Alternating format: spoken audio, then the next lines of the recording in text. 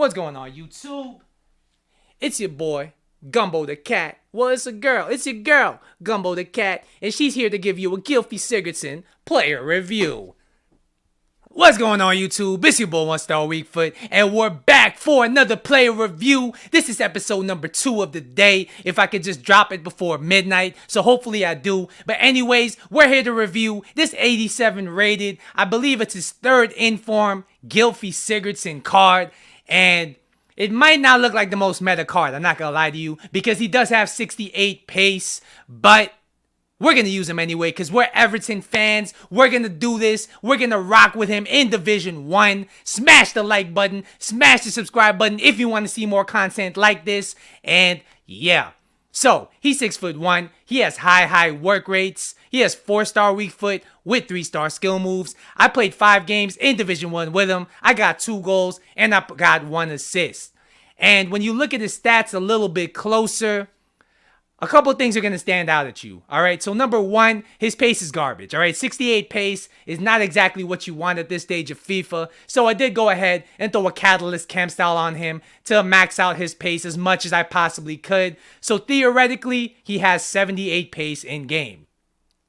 Shooting-wise, everything looks insane. 95 long shots, 91 shot power. He does have good attack positioning and finishing. Same thing with his passing. I mean, 87 vision, 89 short passing, 83 long passing with 92 curve, 91 crossing. Yeah, this card looks really nice as far as shooting and passing. His dribbling looks like it could be suspect, and it's not because of his dribbling stats, but it's because of his agility and balance. 74 agility at 6'1" is not what you're looking for out of a cam or a striker or wherever you want to play this card. However, another thing I do want to point out is his defending. He has 62 defending. He has high work rates. So I think he could play CM, and that is where I did play him in the 4-3-3. I played him as a left CM. His defending stats look pretty decent with the high work rates, and he's big. I think he should hold his own. His physical stats are pretty solid. 73 strength, 91 stamina, 73 jumping, and once again, he's 6'1". So yeah, let's jump into the gameplay. I'll be right back. Alright, so according to Footbin, this card's going to cost you between 65 to 70k at the moment on PS4. I do expect this price to drop to maybe 50 to 60k. I don't think it's going to drop more than that just because he's an 87 rated inform that plays in the Premier League. So is he worth that money? I would have to say yes, actually. I'm surprised that I am co-signing this card. I'm surprised that I did like this card, but I'll explain. So 68 pace, yeah, it is pretty slow. He does feel clunky. If you do surround him in a 3-man midfield with 2 quicker midfielders, so I had Prime Ballack and Florenzi playing next to him, you're going to notice his pace is not as bad as you would think, all right? So tracking back, he is a little slow, but because of the defender catch-up on this game, he does catch up to his fair share of attackers. Now, going forward is where I feel like his pace does limit him a little bit more. When he's dribbling with the ball, when he's coming out of skill moves, his acceleration is extremely slow, and it could cause him to get dispossessed if you like to use the L1 fake shot, if you like to use the heel-to-heel, because he just doesn't have the extra juice to accelerate past the defender. So I would have to rate his pace as a 6 out of 10. His shooting.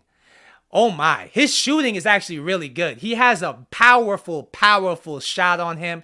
Every single time I took a shot with him in a good position, it was always on target, and it was a blast. It was a rocket ship coming out of his right foot. Yeah, I would have to say his shot power really stood out on this card. His long shots are actually really nice as well. I scored a few long shots with the card, and I hit a few long shots that could have scored as well if the goalkeeper didn't save him.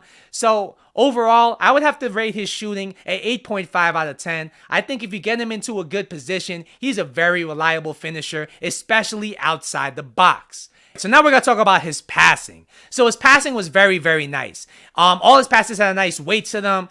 He has nice lob through balls, nice crosses. He's not really going to let you down with his passing whatsoever, even if he's under pressure, because he does have 90 composure. I would have to rate his passing at a 9 out of 10. He has good enough passing to play the cam position, and he does have good enough passing to play as a deep-lying center mid playmaker, which is somewhat of the role where I played him. Dribbling wise, I would say his dribbling is his second weakness. All right.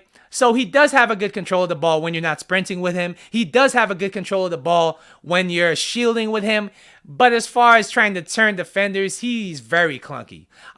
That's probably because he's 6'1". He doesn't have the best pace, and his agility and balance is pretty low. So if you're using this card and you want to skill with him, you're probably not going to enjoy him. You're probably not going to want to use this kind of card. This card's probably better off making one-touch passes and shielding the opponent because he does have a big body and he does have decent strength to him, and then making passes and then shooting. I wouldn't really dribble too much with this card. I would rate this dribbling at a 7 out of 10.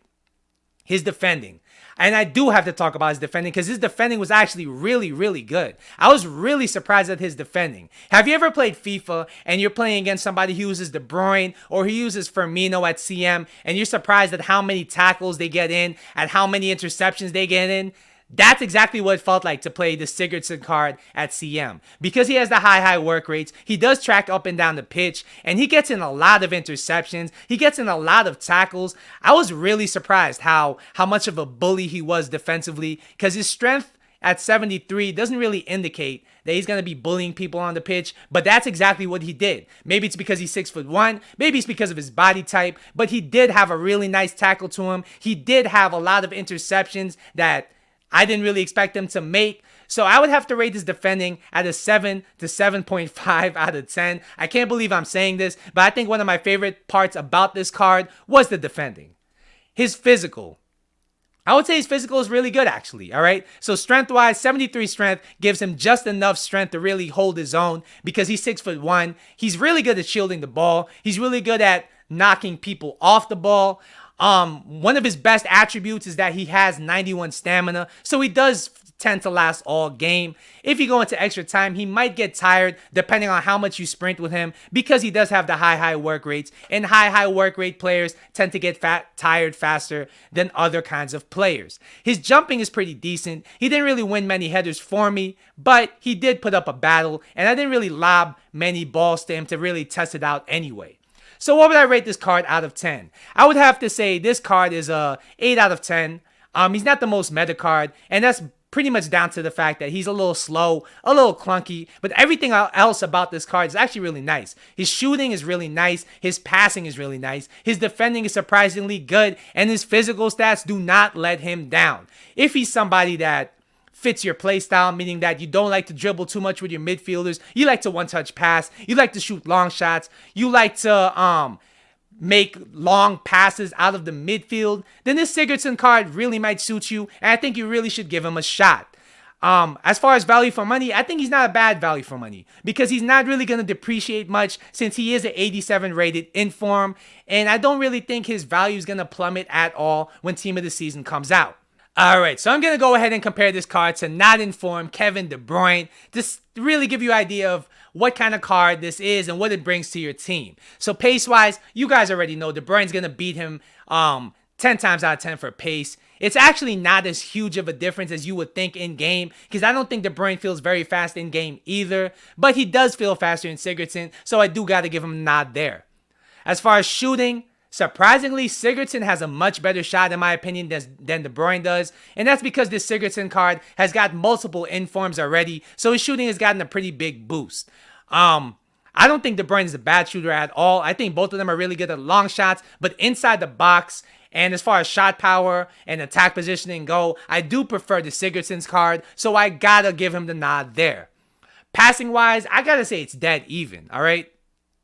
De Bruyne, his best thing about him is that he's a really nice passer of the ball. This Sigurdsson card is not any different at all at that. Both of them are amazing passers. I can't really pick one over the other, so I'm going to call it a draw.